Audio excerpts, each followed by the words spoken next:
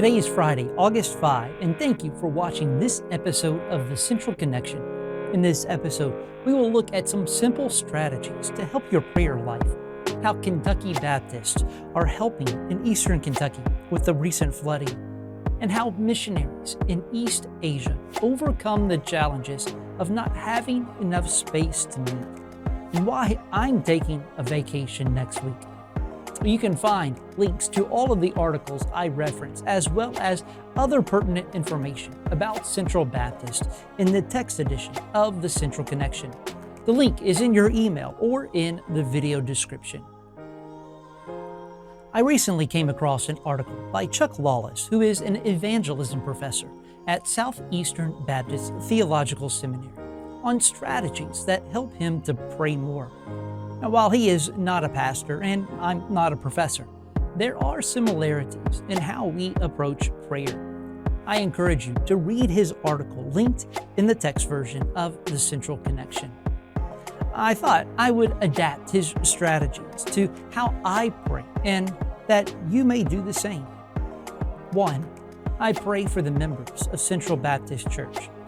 Now, this is one of the greatest privileges of being a pastor. I pray for you on your birthday. I pray for the sick. I pray for those who are going through a tough time. I pray for the church. 2, I use my morning runs to pray. For the last several months, I spend most mornings running through the streets of downtown Maysville. In many runs, I will use this time to listen to an audio book, a sermon, or a podcast. However, as I increase my frequency and mileage, there is only so much content I can consume.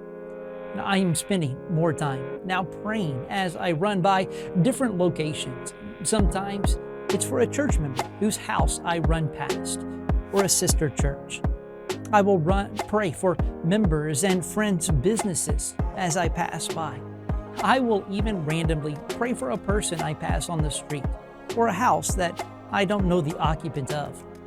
I don't always know what to pray specifically for, but God does. 3, as a police chaplain, I pray for the men and women of the Maysville Police Department. I have the shift schedule in my calendar, and I pray at shift change. I will also listen to the scanner in my office and pray when critical calls come through.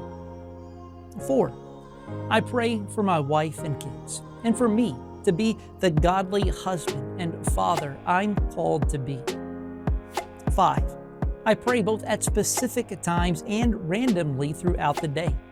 I pray in the morning before I do my Bible reading, but I also pray as God leads during the day. And 6, I pray for God's guidance as I live for Him each day.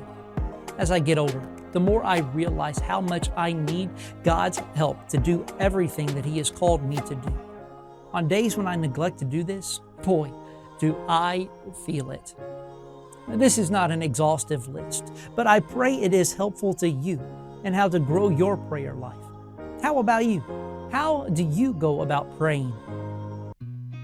The stories coming out of Eastern Kentucky are both heartbreaking and encouraging. As of this recording, the death toll is at 37, and more are still missing. President Biden will be in the region on Monday to tour the devastated communities. To make matters worse, more rain is in the forecast with the possibility of flash flooding. I'm grateful for the men and women in our community who are already working or will soon be traveling to the mountains to help with the recovery. A recent article in Kentucky Today highlights disaster relief volunteer Karen Smith. Karen was born and raised in Whitesburg, but has since left. When she heard that her hometown was destroyed, she knew she had to go back.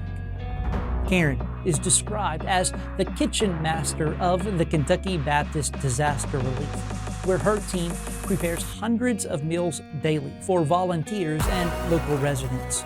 The article explains, Smith is an expert at cooking for hundreds at a time. However, she said this one carries with it a lot of emotion because of it being home. I thought of one of our own families, the Spanglers. They too grew up in Whitesburg and love their town dearly. They have made multiple trips back home to deliver much needed supplies. So please continue to pray and to give to the Eastern Kentucky flood relief. In South Korea, new churches face challenges due to limited space.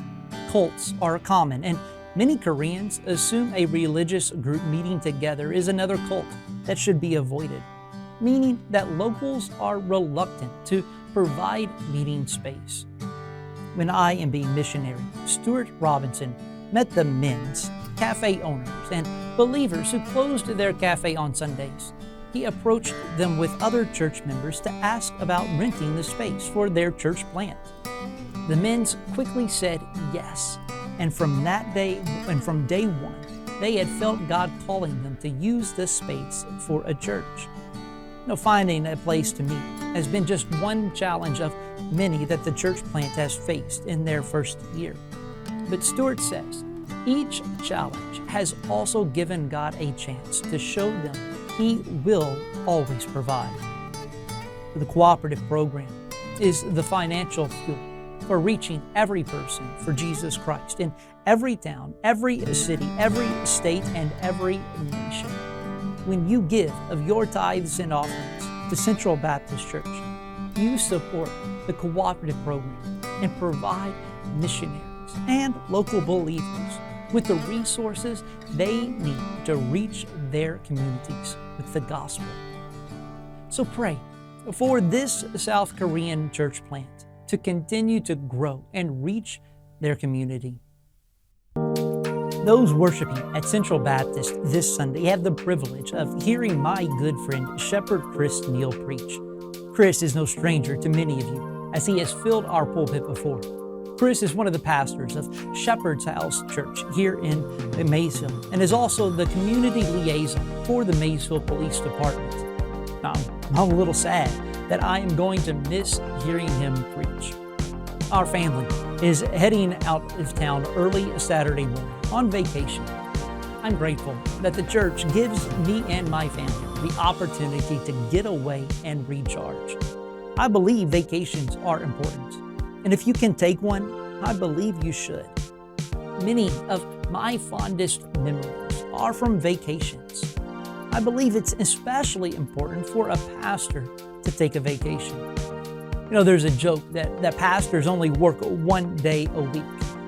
And if that were the case, I wouldn't be one. No, if a pastor is faithful, he doesn't clock in and out like some careers.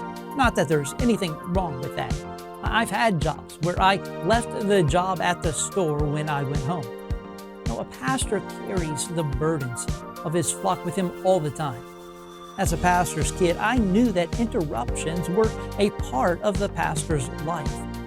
Most of the interruptions that I have encountered are positive, like someone wanting to meet with you to talk about getting saved and baptized, or a couple who wants to get married.